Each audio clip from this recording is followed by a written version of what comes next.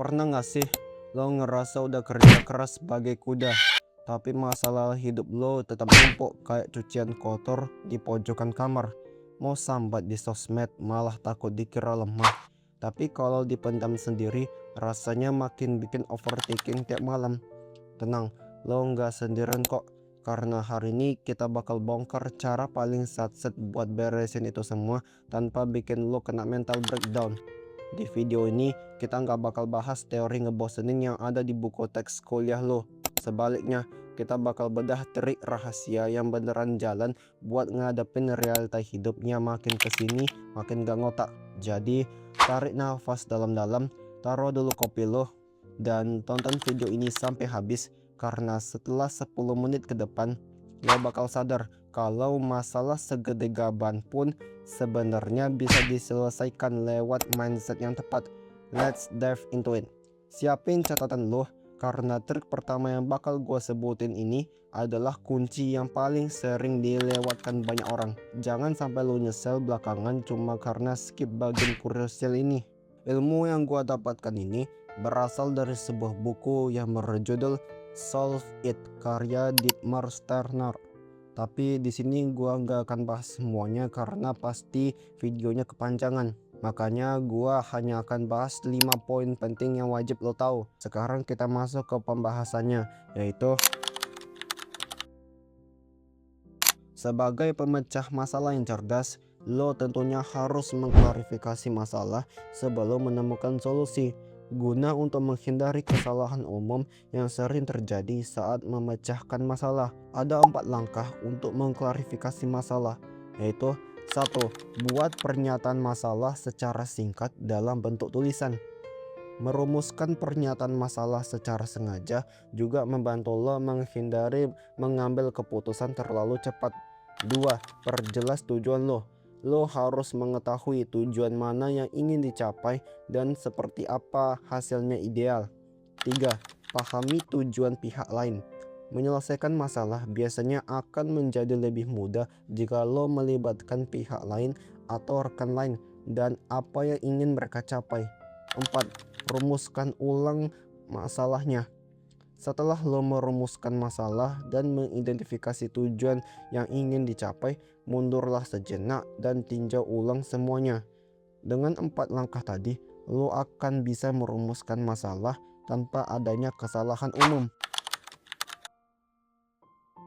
Sebelum lo menemukan solusi pada masalah, utamakan cari penyebab yang paling mungkin. Karena yang paling sering dilewatkan dalam memecahkan masalah adalah tidak mencari penyebabnya. Ada 3 langkah untuk mengetahui caranya, yaitu 1. Kumpulkan data tentang situasi masalah. Para pemecah masalah harus bisa membedakan mana yang opini dan mana yang fakta. Lo harusnya tahu apa perbedaan antara kata orang dan bukti yang dapat diandalkan. 2. Identifikasi semua kemungkinan akar penyebabnya. Beberapa kemungkinan akar penyebab masalah mungkin telah muncul ketika lo mulai mengumpulkan fakta terkait masalah ini. 3. Kembangkan dan uji hipotesis tentang akar penyebab. Ini mengubah dugaan atau tebakan tentang suatu masalah menjadi fakta yang tervalidasi secara sistematis, sehingga perbaikan yang diterapkan benar-benar menghilangkan sumber masalah, bukan sekadar mengobati gejalanya.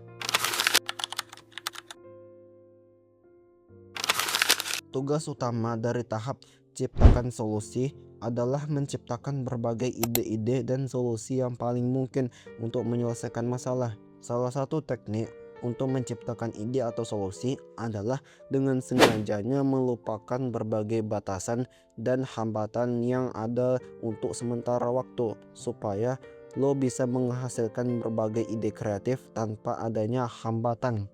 Selanjutnya, teknik divergent thinking atau berpikir divergent.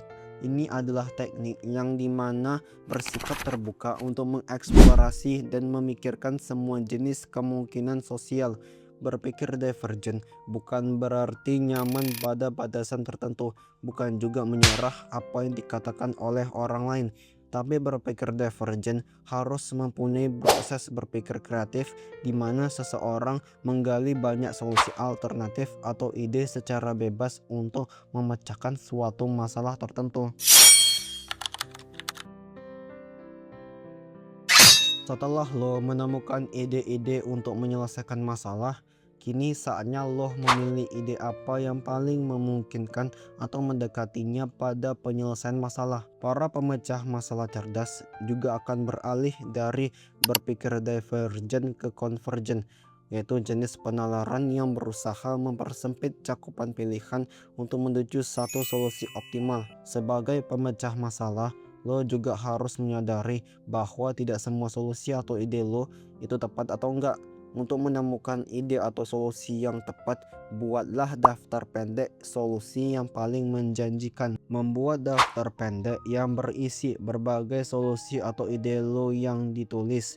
Setelah itu, cobalah evaluasi setiap kelebihan dan kekurangan dan setiap solusi atau ide lo supaya meminimalisirkan risiko dan memperjelas setiap solusi atau ide lo.